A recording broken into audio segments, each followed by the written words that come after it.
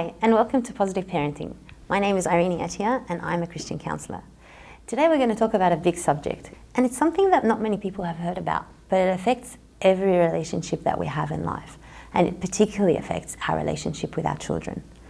Conception of intention is about what I think another person's intentions are towards me.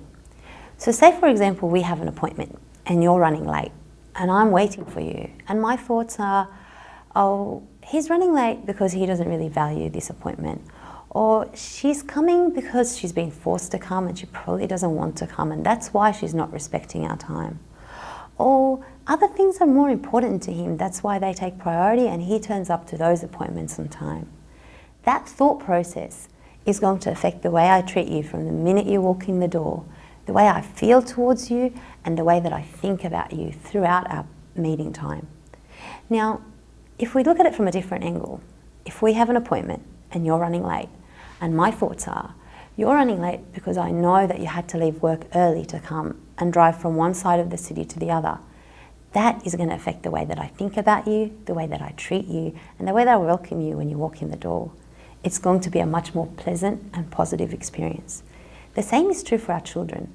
When we make assumptions about the reasons that they're behaving a certain way, it affects the way that they feel. It affects the way that we feel about them. And it affects how we discipline or treat the behaviour that's concerning us. Before we get into that, how is it that children from the same family can be so alike, yet so different in so many ways?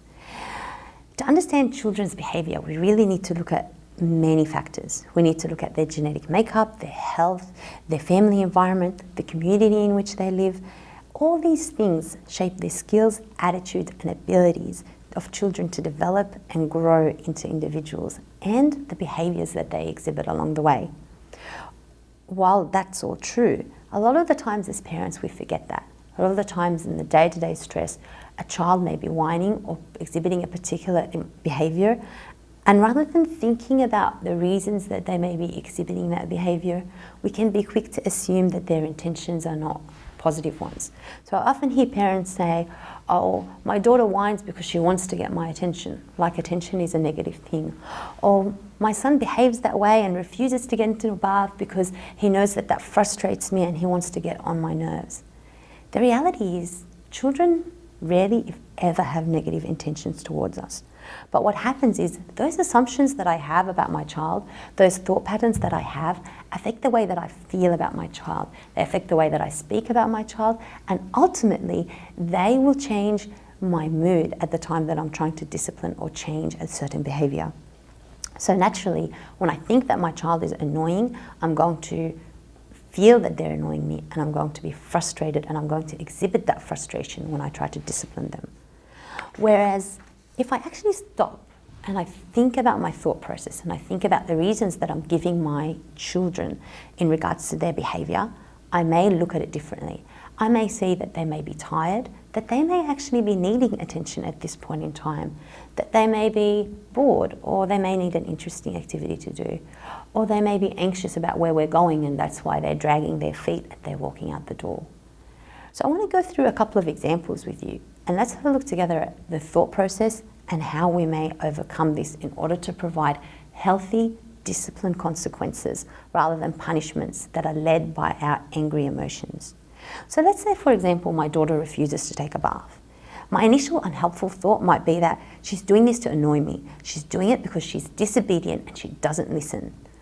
I become angry. I decide that I have to take control of the situation and show her who's boss. What's the consequence? I yell, I demand that she bathe or her treats would be withdrawn from her.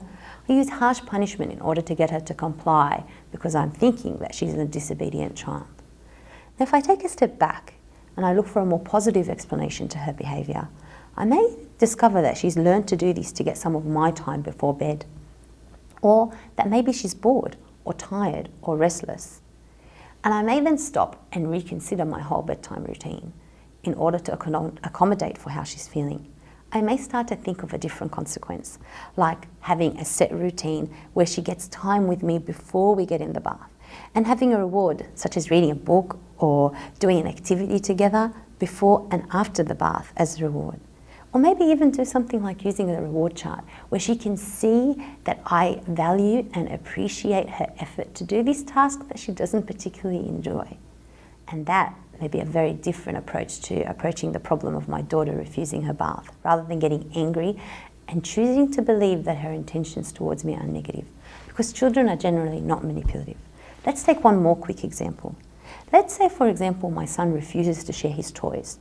So my initial unhelpful thought might be that he's selfish. He's a selfish child and he only cares about himself.